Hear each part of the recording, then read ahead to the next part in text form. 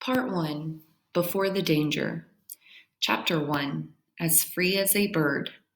I am Malala Yousafzai, a girl like any other, although I do have my special talents. I can crack the knuckles of my fingers and my toes whenever I want. I can beat someone twice my age at arm wrestling. I like cupcakes but not candy, and I don't think dark chocolate should be called chocolate at all. I don't care for makeup and jewelry, and I'm not a girly girl, but my favorite color is pink. I say that if you check a boy's backpack, it will always be a mess. If you check his uniform, it will be dirty. This is not my opinion. This is just a fact. I am a Pashtun, a member of a proud tribe of people spread across Afghanistan and Pakistan. My father, Zuaddin, and my mother, Torpakai, are from mountain villages. After they married, they moved to Mingora, the largest city in the Swat Valley, which is in the northwest of my beloved country, Pakistan. I was born in 1997 in the Swat Valley, which is known for its beauty, its tall mountains, green hills, and crystal clear rivers.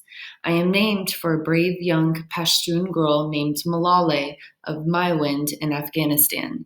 In a battle hundreds of years ago, Malala inspired warriors with her courage. But I don't believe in fighting. I say that even though I argue with my brother Kushal all the time, he is 2 years younger than me. We argue over who's the better student, over who ate the last of the cheesy Watsits, over whatever you can think of. My older brother, Atal, annoys me less. He is 6 years younger than me. He is quite good at chasing down the cricket ball when we kick it out of bounds, but he also makes up his own rules sometimes. When I was younger and these brothers came along, I had a little talk with God. God, I said, you did not check with me before sending these two. They are quite inconvenient sometimes. Still, at home in Pakistan, my brothers and I ran like a pack of rabbits, playing tag or hopscotch or thief and police. Sometimes we rang the bell at someone else's house, then ran away and hid. Our favorite, though, was cricket, which we played day and night in the alley by our house or up on our flat roof. When I'd had enough of my brothers, I'd go downstairs and knock on the wall between our house and my friend Safina's. 2 taps, that was our code. She'd tap and reply.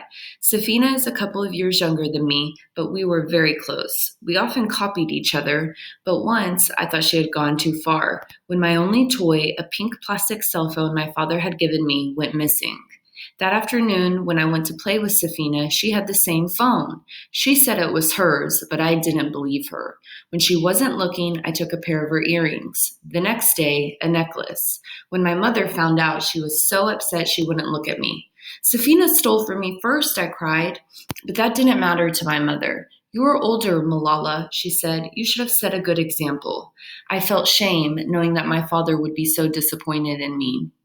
But when he came home, he didn't scold me. He knew I was being hard on myself already. Instead, he told me that all children make mistakes, even heroes like Martin Luther King Jr., the American civil rights activist, and Mahatma Gandhi, the great peace activist of India.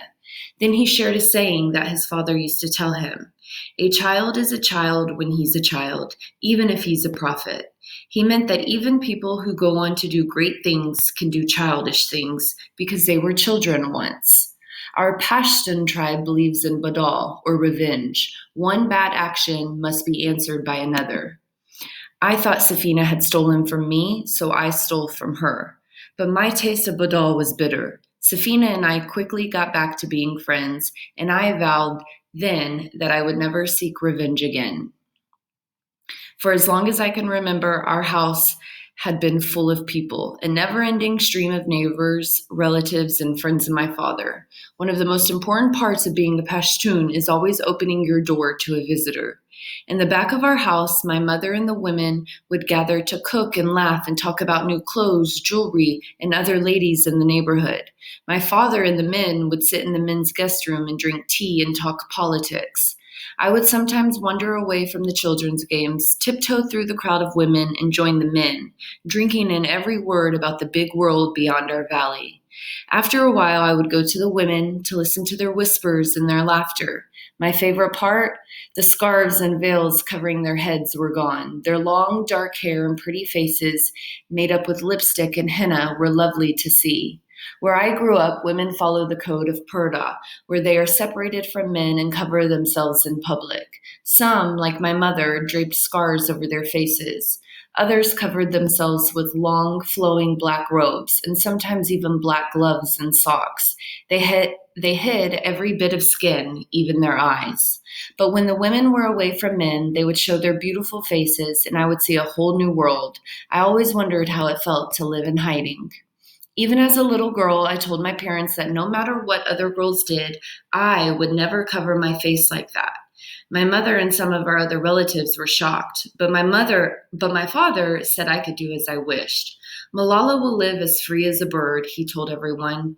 I knew that I was the apple of my father's eye, a rare thing for a Pakistani girl. When a boy is born in Pakistan, it's cause for celebration. Gifts are placed in the baby's cot. The boy's name is inscribed on the family tree, but when a girl is born, no one visits the parents. My father paid no mind to these customs. I've seen my name in bright blue ink right there among the male names of our family tree. Mine was the first female name in 300 years.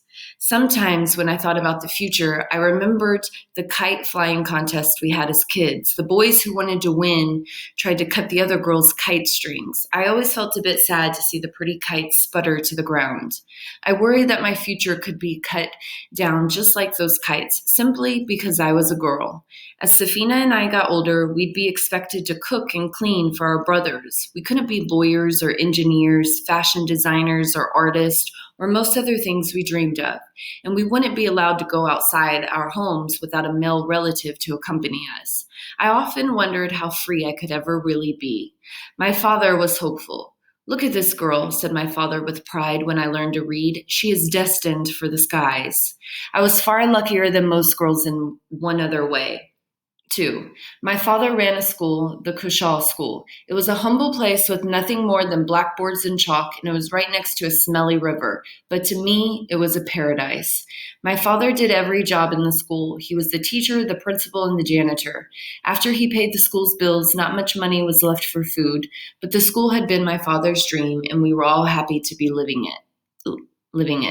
My parents tell me that when I was first learning to walk, I toddled into the empty classrooms and gave lessons in my own baby talk. As I grew, I sat in on classes. I couldn't wait to wear the uniforms I saw the big girls wearing when they arrived each day. Shalwar kameez, a long deep blue shirt and loose white pants and white headscarf. When it was finally time for me to be a student, I was so excited I could hardly contain myself. You could say I grew up in a school. The school was my world, and my world was the school.